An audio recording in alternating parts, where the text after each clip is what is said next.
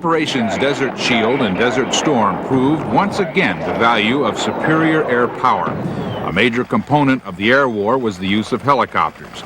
No other airframe manufacturer, helicopter or fixed wing, fielded as many aircraft as Bell in support of the war effort.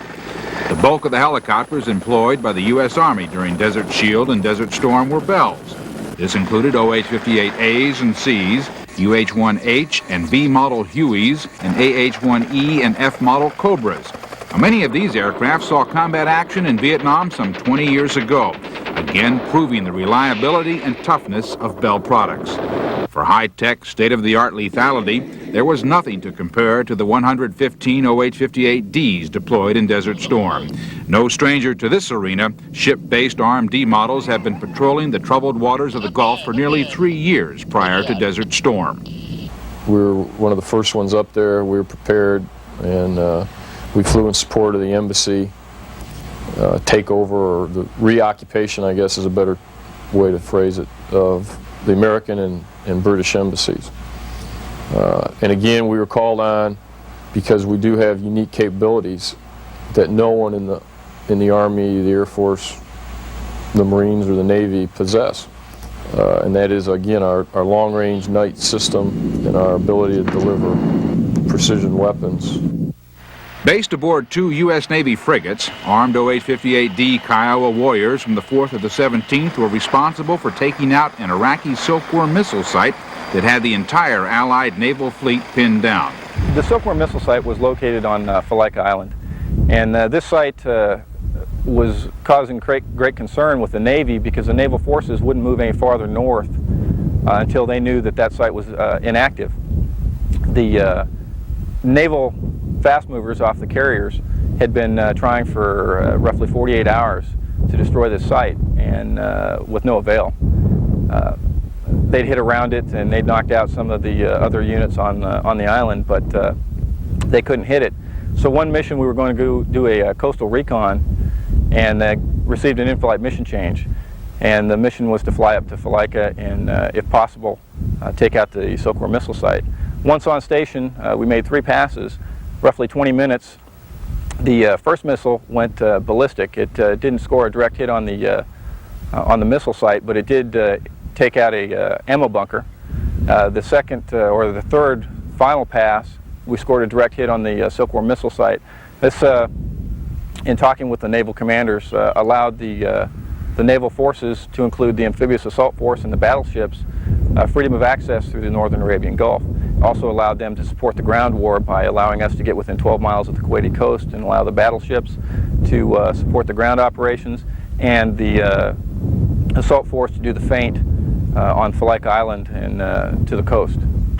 The reputation of the OH-58D as an aircraft not to be tangled with had spread throughout the region, thus ensuring the capture of Kurth Island, one of the first victories of the war.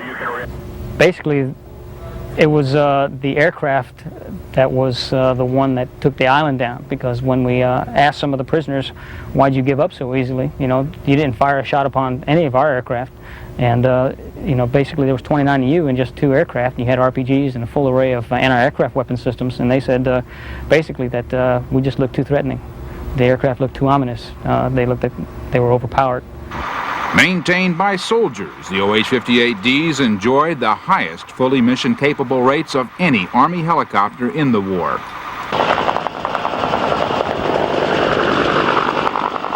The gallantry displayed by Marine Corps aviators throughout Desert Shield and Desert Storm will be a source of pride for years to come. The Marine Corps deployed over 100 Bell helicopters to the Gulf, including some 24 1968 AH-1Js with the Marine Reserve.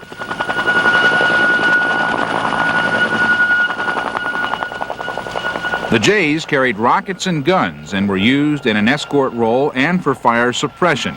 Most of the J-model Cobras were Vietnam veterans, again attesting to the ruggedness and long-term reliability of Bell products. Late model AH-1W Whiskey Cobras paired with Marine UH-1N Model 212 twin-engine Hueys made for a powerful and lethal combination. Marine Cobras had a big part in this war and were airborne and fighting from absolutely the first minute the war started on the 17th of January the moment the last shot was fired as a ceasefire was called. You know, we were so successful and we had so few losses that everybody thinks that, gee, it must have been a vanilla. We just rolled right over them and there was no resistance or anything else, but it wasn't exactly that way all the time. There was some periods of fairly intense combat, and if we hadn't had the ability to score first round hits, I think we would have been in a lot worse shape. And our ability to do that, I think, overwhelmed those guys. I don't think that they could believe we operated under the conditions that we did, and I think they felt intimidated or helpless by the fact that when we showed up, they knew they were gonna lose. Time and again, Marine pilots demonstrated that their flying skills, combined with the Cobra's lethality, made for a formidable punch. We were rolling in on a Iraqi observation post, and the forward air controllers identified the target to us, and so we set up for attack run. I told my wingman how we were going to do it over the radio, and we start rolling in, start shooting, and we didn't know it, but they had a tank dug in right next to it. And so we're flying along, next thing I know, I see this flash, and this tank round just as it goes right by our cockpit. You know, I go, hey, look at that, you know, they were shooting at us, and we just kept on going in. Went ahead and used tow on it because they couldn't tow in 20 millimeter in rockets because they couldn't laze from as far back as the FAC was. And pulled off, came back around, attacked him again. Marine infantry commanders are lavish in their praise of the Cobras. The first major battle of the war at the town of Capt was a prime example. At one point during that fight, I witnessed a Cobra hovering to acquire the target, and an artillery round went off right underneath it to the effect that it shuttered the aircraft, but the aircraft stayed in flight and kept firing. And they attacked the batteries and a Chinese Type 59 tank, which was hidden between two buildings that was shooting into my position, and didn't destroy him, but they caused him to move. It was a very difficult shot and a very gutsy move on the part of a couple of pilots. We traded licks with the enemy for about 17 days.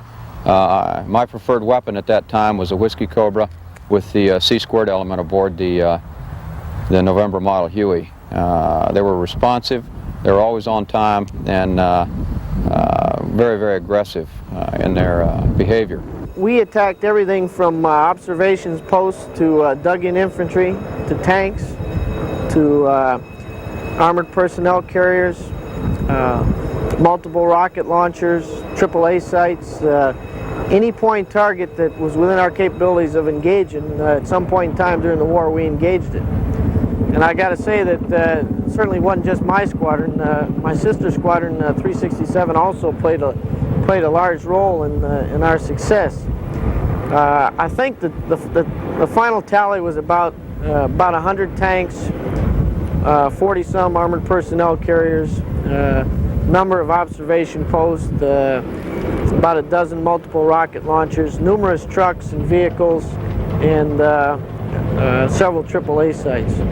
So all in all, about 200 targets, and then of course we had an interesting engagement on the second day of the war where we had an entire Iraqi tank battalion surrender to 3 Cobras and one Huey, which was kind of an interesting evolution. As the Marines moved into position to liberate Kuwait, the fighting became increasingly tougher. Smoke from hundreds of burning oil wells blackened the skies. Whiskey Cobras, flying tandem with a UH-1N equipped with a commercially purchased FLIR, flew into the thick where no other American gunship would venture.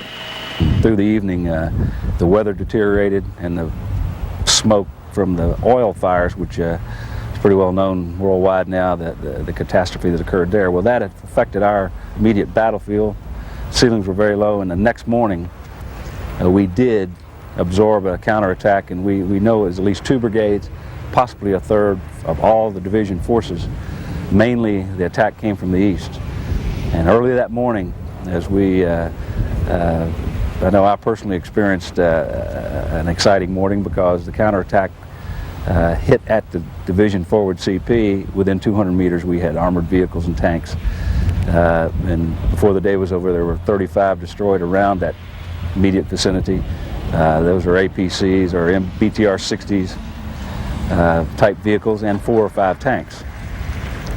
What helped that battle was the Cobras came in from, I think, 367 and 369, the squadrons that supported us, were able to fly underneath that cloud cover and get in, and because of that teamwork, we knew each other.